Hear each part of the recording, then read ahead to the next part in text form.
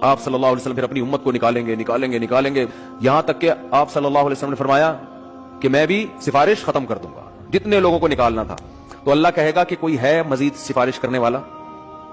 آواز آئے گی بھئی اب کوئی بھی نہیں ہے۔ اللہ کیا پیارے الفاظ ہیں یار حدیث کے۔ اللہ فرمائیں گے ہل یبقى الا الرحمن، جو رحمان ہے سب سے زیادہ رحم کرنے والا وہ تو ابھی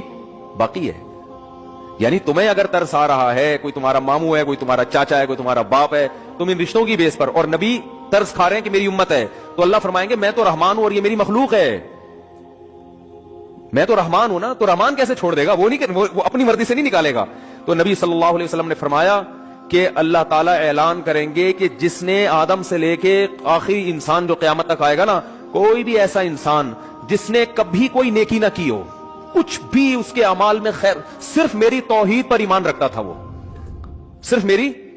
مانتا تھا میرا کوئی خدا ہے اور کیا ہے اکیلا، بس اتنا اقرار کیا وہ زبان سے، صرف دل میں مانتا تو فرعون بھی تھا، فرعون بھی مانتا تھا کہ ایک خدا ہے، زبان سے اقرار کیا اور پوری زندگی میں ایک دفعہ، من کان فی قلبہ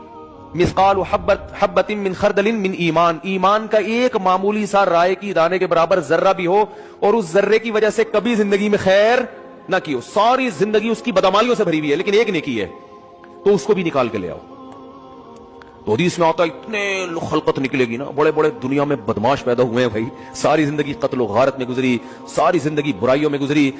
ہاں، اور یہ بھی آتا ہے حدیث میں کہ یہ اللہ اس وقت کریں گے یہ کام، ایک تو اللہ کہیں گے حل یبقى الا الرحمن کہ رحمان باقی ہے، دوسرا اس وقت کی جو کافر ہے نا وہ اہل ایمان کو تانا دے گا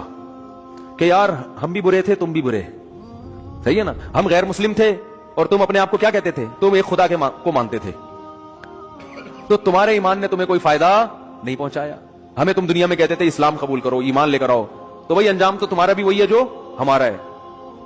تو قرآن کے حدیث میں آتا ہے اللہ تعالیٰ اس وقت جس کے دل میں بھی رائی کے دانے کے برابر بھی ایمان ہوگا نا، اللہ کہے گا میں اپنے ماننے والوں کو نہ ماننے والوں کے ساتھ نہیں رکھ سکتا، یہ غیرت کا مسئلہ ہے۔